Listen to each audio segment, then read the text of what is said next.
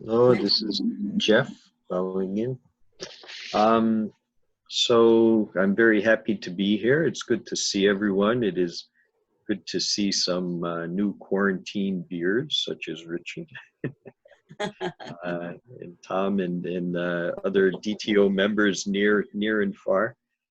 Um, and Tom and I also have a friend who recently fell off his roof and was actually injured quite seriously. He is healing now, but I wonder if this is part of a side effect of quarantine with all of us doing so many more projects at work, and just ask Yeah. that yeah we all be careful and stay safe.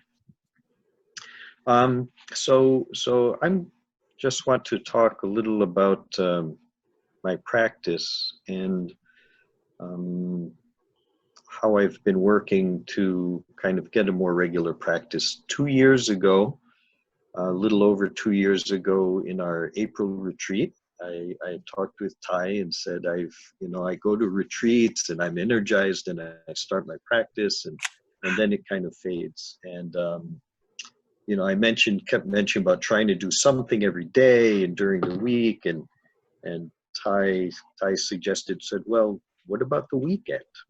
I said, yeah, I have some time on the weekend. Says, well, do practices on the weekend, and it was very good. Thank you, Ty. This I have actually stuck with doing my practice on the weekend, pretty much every weekend since then, and I have my list of things to do still written down from when Ty and I talked. It's basically our practice, and it's been very good. Thank you, Ty. So one kind of key part or interesting part is during my sitting meditation and what to do in that. And I had done counting and following breath, and at times would have a very good meditation, but it was very kind of variable. So I remembered a Dharma talk and also from our DTO class um, about the sutra on the full awareness of breathing. So I began to practice with that. So as you probably recall, the Sutra on the Full Awareness of Breathing has 16 exercises grouped in sets of 4. And the sets of 4 align with body, feeling, mind, and objects of mind. So the 4 establishments of mindfulness. When I started to practice with this, the first exercise I'm breathing in a long breath. I know I'm breathing in a long breath, breathing in a short breath. I know I'm breathing in a short breath, and then awareness of body, calming body, and then moving to feelings. And when I first started practicing, I was very kind of focused on practicing each individual like stanza kind of until I had it perfectly. And I would find that my time would run out and I would be, 4, 5, 6 stanzas in. And this was repeating, and I was notice I was getting stuck on this. So I decided to, well, let me try just kind of a set time for each one. So I would do either like 3 or 4 slow breaths with each one while focusing on it. And whether I had it perfect or not, I would move on.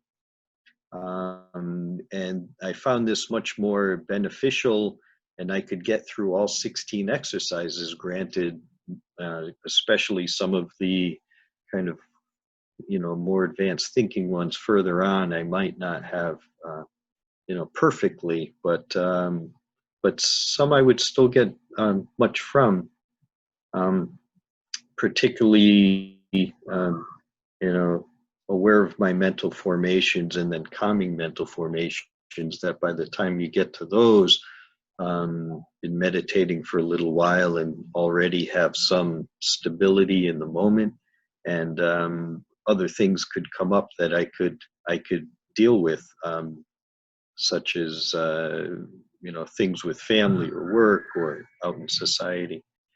And I, you know, to me, it's you know, moving from trying to do it perfectly to doing it with more of a time was a wonderful thing. And I realized that actually aligns with a couple lines from the Heart Sutra that I really love. So about in the middle of the sutra is no ill being, no cause of ill being, no end of ill being, and no path, no understanding and no attainment. Because there is no attainment, the bodhisattvas grounded in perfect understanding find no obstacles for their minds. And I realized that by trying to do the stanzas perfectly, I was trying so hard for attainment that it was a significant obstacle. And that once I kind of removed that, focusing on attainment and just practice, it removed those obstacles and really helped in my practice.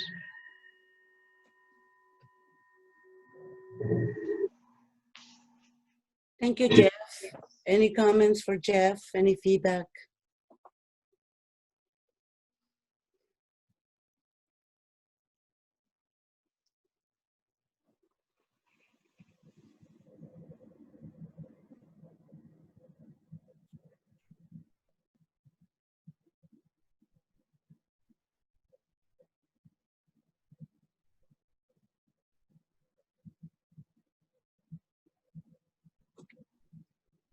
Elena Baunin. Jeff, thank you so much for bringing up the four mindfulness practices.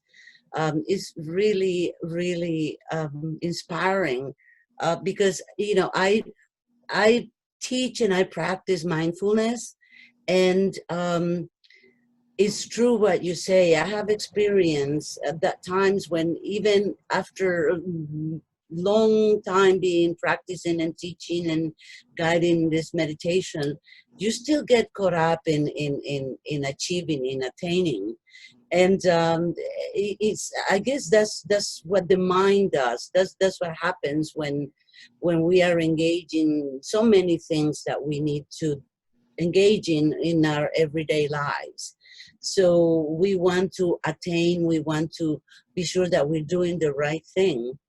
But for me, what works is working, feeling, and experiencing the feelings that I am as they evolve during my meditation and during the practice, and try to connect the feeling with the breath and see how my feeling is affecting my breath. And in that way, I find that kind of liberating for me. Elena, bowing out. Thank you.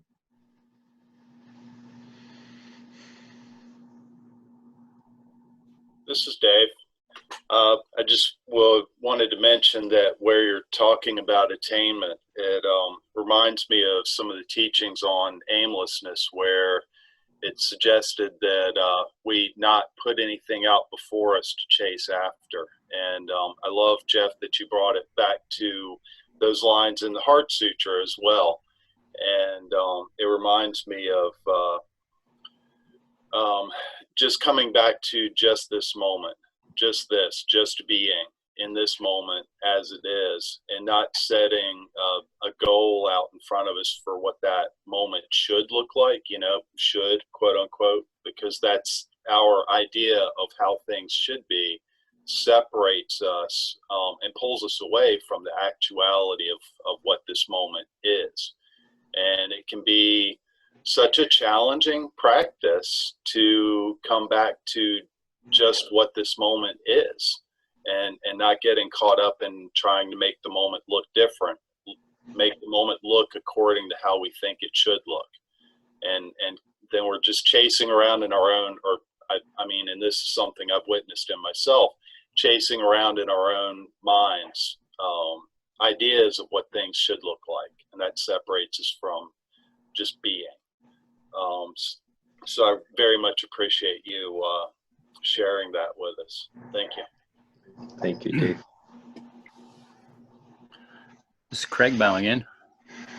Thank you, Jeff. That was really interesting. I also was caught by the idea of non-attainment, and it's an interesting balance that we have to use, because the non-attainment, I mean, sometimes with skillful means, especially skillful means with yourself, sometimes it is helpful to have attainment. So for instance, like meditation, I use a meditation app, and they give you little prizes for, like, you know, X days in a row, or you've done this many, which is stupid. You know, granted, it's stupid, and it's attainment, and it's, you know, I realize that. But on the other hand, it actually works. So, you know, what do you do? I mean, I've been doing it, but I know it's silly, and I know it's a joke. But you know, it is a balance that we have to figure out when it works and when it doesn't work. Thanks. Yeah, thank you, Craig. Yeah, I think for me, what a key thing is to kind of do what works to kind of advance along the path, and to have goals, but not be attached to a particular way. Like for too long, I was attached to trying to meditate during the week, and there just wasn't time, so I had to kind of let that go. So it's kind of to gently have this desire to move in the kind of a good direction, but not be too attached to any particular method or near-term outcome. Yeah.